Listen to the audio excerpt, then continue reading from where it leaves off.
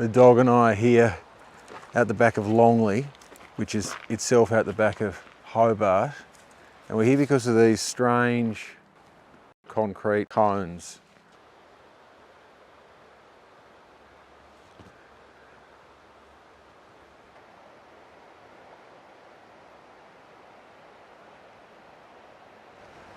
So this is Riverbend Road, dirt road, but there's concrete either side of it. There's this big piece here.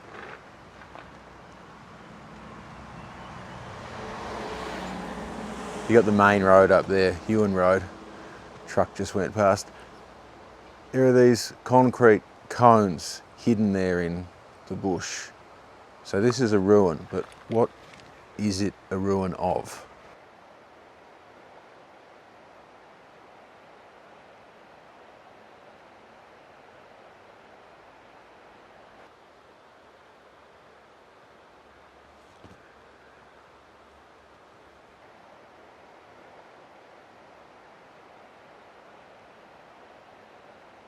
So the dog is sitting up here on top of this man-made monolith with all the square angles.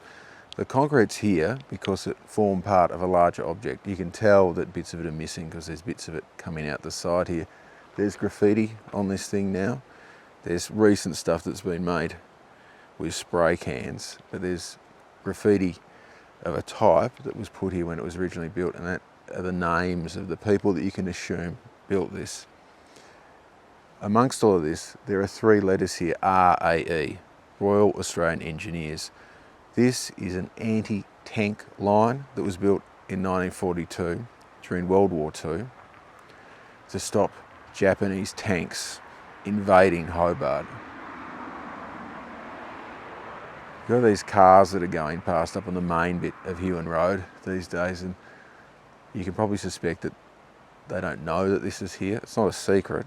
It's a documented spot, but it's one of these things that is just off to the side, and it's just far back in history that it doesn't really have a lot of relevance, particularly so because maybe the Japanese were never able to quite get to Tasmania. But there's a feeling about it.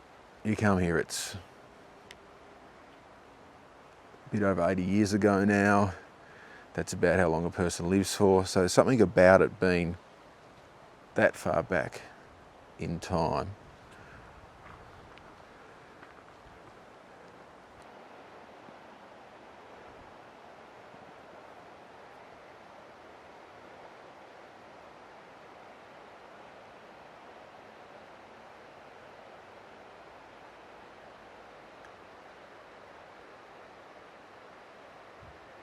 All four sides of this thing have names on it. The one at the front appears to have been put there in the initial press as part of the framework, probably, when it was put in place. The names on the other three sides, they've been added afterwards. They've been scratched out, maybe with a screwdriver, something like that. I don't know. Here, there's this bit of concrete's broken off. It's got rebar sticking out. I can't tell where it was placed amongst all of this, and I'm never going to know.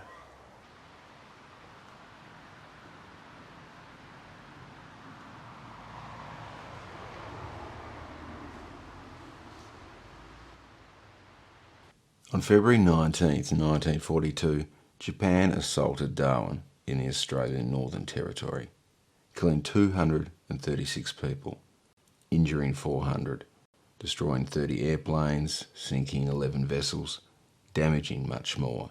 The largest single attack by a foreign power on Australian soil. A week later, the Japanese submarine arrived in Great Oyster Bay. Warrant Officer Nobuo Fujita initiated a reconnaissance flight. The float plane was withdrawn from the waterproof hangar at the front of the sub and assembled under moonlight. Rather than using the catapult on the front deck, Nobuo Fujita chose to take off from the surface of the water. 2 hours before dawn, the plane headed south, well past Cape Pillar, turning the plane northwest around the Tasman Peninsula, before making another turn to approach Hobart from the south. Spotted fishing boats and coasters on the Darwin River, and 5 cargo vessels, but no warships. Importantly, they sighted the glow of a furnace at the zinc works. Japan knew about the zinc works because, prior to the war, they had been a customer. The zinc works at the time was one of the largest in the whole world and was essential to the Allies' wartime economy. If Japan were to invade, they would have wanted to cease production. From the 31st of May to June 8th, Imperial Navy submarines made attacks on Newcastle and Sydney. In New South Wales, they killed 21 people and wounded 10. The attacks were coming south.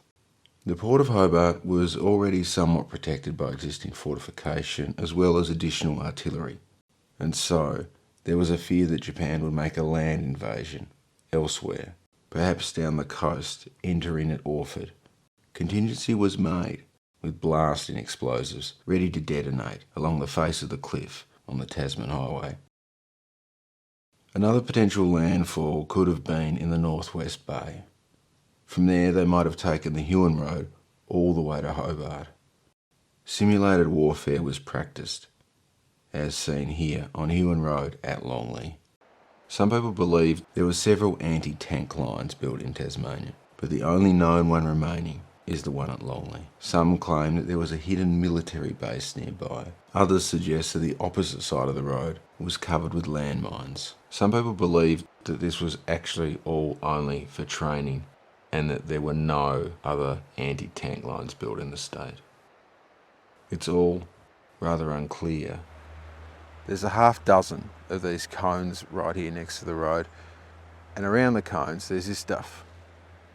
It's bits of concrete that seem to have fallen off the cones over time, cracked away like desiccated coconut. It's spilling out into the bush. It's about the place, but there are also other things just in the bush that you can't quite make out what they were. Other bits of concrete too far from here, but not that far either.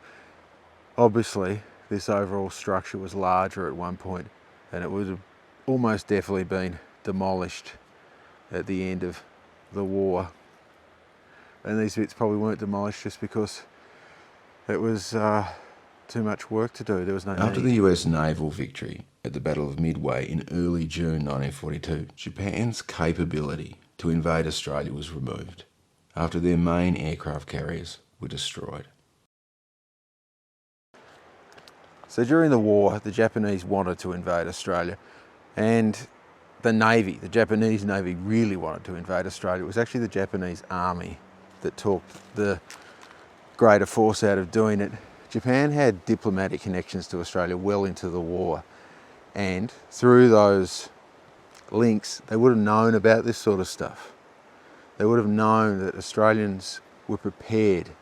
They were prepared to put up a serious fight, and that the casualties that the Japanese forces would be confronted with would be perhaps too much to take, so they backed off. It was stuff like this that stopped the Japanese from coming. Maybe Japanese tanks did land in Australia, only not in a way that the Japanese might have imagined they would.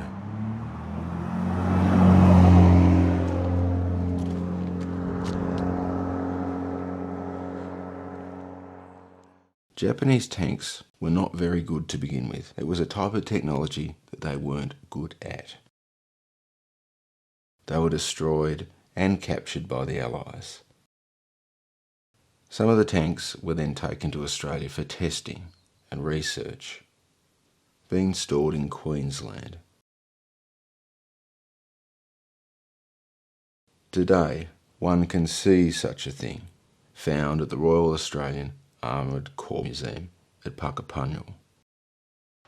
Australia was outnumbered, but it was also underestimated, and ultimately the victory of defence was complete.